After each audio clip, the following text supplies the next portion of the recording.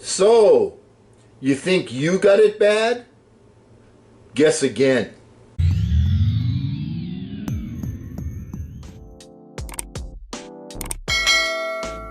Hello again, everyone. I'm Eli's dad with Project Eli, where we educate, we lead, and we inspire. And you know, a lot of us are feeling very, very sorry for ourselves. You know, the people in Texas, you know, they didn't have the water, they didn't have the electricity. I certainly can feel for that. People with, you know, that are staying at home because of COVID-19. You know, boy, poor us. We're suffering quite a bit. But then I came across an article by a gentleman named Mark Loeb. That's a tremendously good article that I'm actually going to read to you word for word. So pay attention. Imagine you were born in 1900. Your first 13 years are relatively uneventful. On your 14th birthday, World War I starts and ends on your 18th birthday. 22 million people perish in that war. Later in the year, a Spanish flu epidemic hits the planet and runs until your 20th birthday. 50 million people die from it in those 2 years. Yes, 50 million.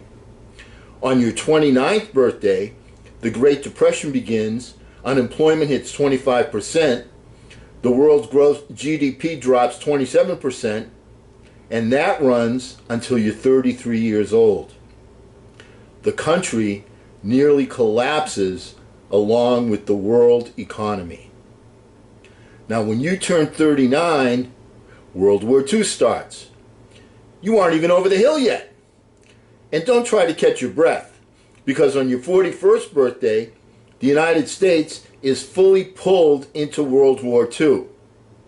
Between your 39th and 45th birthday, 75 million people perish in the war. At age 50, the Korean War starts. 5 million perish. At 55, the Vietnam War begins and doesn't end for 20 years. 4 million more people perish in that conflict. On your 62nd birthday, you have the Cuban Missile Crisis, a tipping point in the Cold War. Life on our planet, as we know it, could have ended. Great leaders prevented that from happening. When you turn 75, the Vietnam War finally ends. Think of everyone on the planet born in 1900. How do you survive all of that? Now, when you were a kid in 1985 or 2005, like you were, Eli, and didn't think your 85-year-old grandparent understood how hard school was, and how mean that kid in your class was, or how mean your teachers were. Yet, they survived through everything listed above. You know, perspective is an amazing art, refined as time goes on, and enlightening like you wouldn't believe. So let's try and keep things in perspective. Yeah, we're going through the COVID-19 scenario. We only have a little longer more to wait until we get the herd immunity.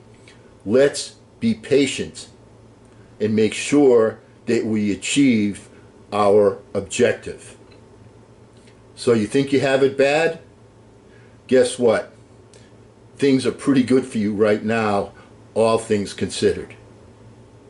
Once again, big shout out to Mark Loeb for this tremendously good article.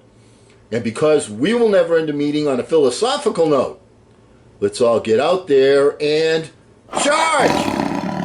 I'm Eli's dad.